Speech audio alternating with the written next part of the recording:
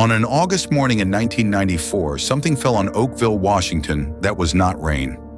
Residents described a translucent, gelatinous material coating the ground after a storm passed through Grays Harbor County. It happened not once, but multiple times over the following weeks. Whatever it was, no preserved sample of it exists today. Oakville sits in Grays Harbor County in southwest Washington state, a rural community of a few hundred people surrounded by timber country and low coastal hills. Rain is ordinary there. Storms move in off the Pacific and drop precipitation through most of the year without incident. The town is the kind of place where a weather event is background noise, not news. In August 1994, the weather became the story. Residents reported that during at least one rainstorm, and by some accounts during several storms across a period of weeks, a substance fell alongside or instead of ordinary rain. Witnesses described it as gelatinous, translucent, and soft. Not hail, not debris, not anything immediately identifiable. Some accounts included claims that people and animals became ill after contact with the material. Those illness claims are disputed and unverified. What is documented is the community's experience of something anomalous landing in their yards, on their cars, and on the road. The first reported falls drew immediate local attention. Residents collected samples. Some described the blobs as roughly the size of a marble, others as larger, irregular masses. The texture, by multiple accounts, was consistent, soft, clear, or translucent, and gelatinous rather than crystalline or solid. Witnesses noted the material did not behave like any precipitation they recognized. Samples were taken to local laboratories. Reports about what those tests found are where the record begins to fracture. Some later accounts describe the presence of human white blood cells in the material. Others describe bacterial content. No laboratory report from 1994 has been independently verified in the public record, and no original sample has survived for modern analysis. The illness claims attached to the event are similarly contested. Some residents and at least one local physician reportedly connected contact with the blobs to flu-like symptoms in people and lethargy or death in animals. Those claims were never confirmed by any public health authority. They exist in the record as reported accounts, not documented medical findings. Over the weeks following the first reports, the falls were said to recur, 6 times by some tellings. The material reportedly stopped appearing after that. No one recorded the exact dates of each event in any publicly available official document. What remained were the accounts, the disputed sample reports, and the question of what had actually fallen. Here is the detail that changes everything about how this case should be read. No preserved physical sample from Oakville in 1994 exists for independent scientific analysis today. Every explanation, every counter-explanation, and every claim about composition rests entirely on second-hand accounts of tests that cannot be replicated. The mystery is not just what fell. The mystery is that the only evidence capable of answering that question is gone. Investigators and researchers who have examined the Oakville case over the years have proposed several explanations, none of which has been confirmed to the standard of reproducible evidence. The most frequently cited natural explanation is star jelly, a broad, informal term for gelatinous material found outdoors after rain. Star jelly has been documented across centuries and across cultures. Its actual composition varies by incident and typically turns out to be biological in origin.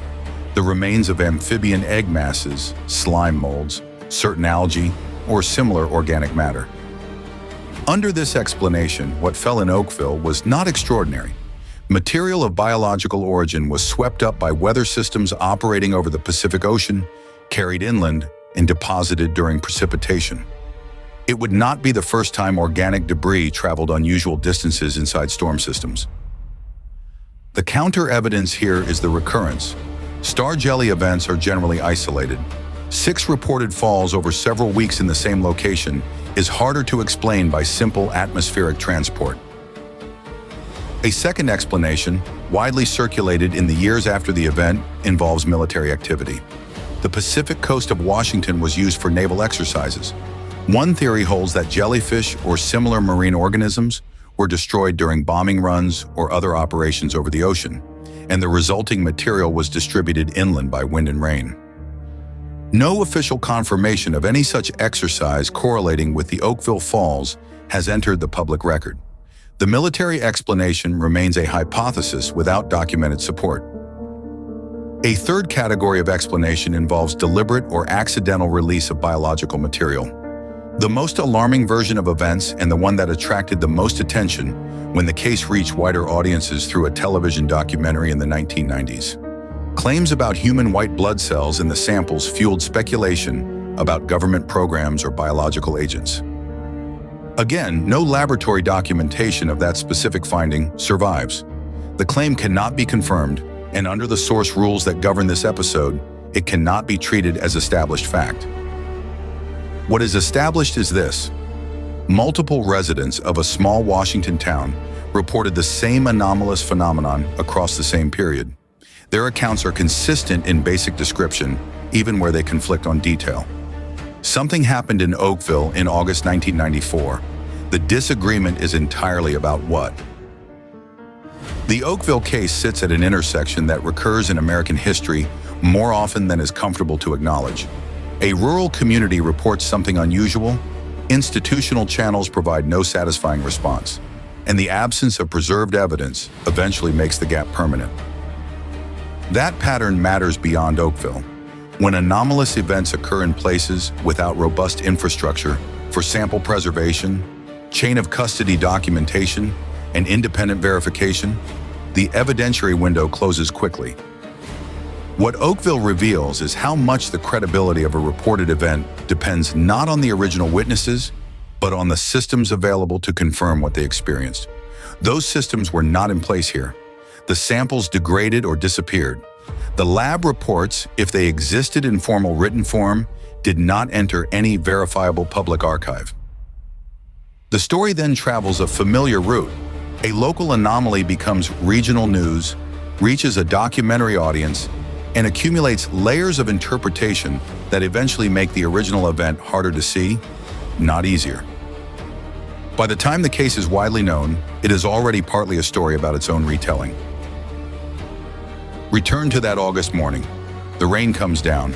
Something else comes down with it, or instead of it, and lands soft and clear on a county road in southwest Washington. Residents collect it. Some of them get sick, or say they do. Animals are affected, or appear to be. Tests are run on samples that no one will ever test again. 30 years later, the strongest remaining question is not which explanation is correct. It is whether the evidence ever existed in a form that could have settled the question definitively, and if it did, why it did not survive. The illness reports were never confirmed. The laboratory findings were never independently verified. The samples are gone. The falls stopped. What Oakville left behind is not a solved mystery with a suppressed answer. It is an event whose evidence window closed before any institution with the capacity to examine it properly was ever given the chance.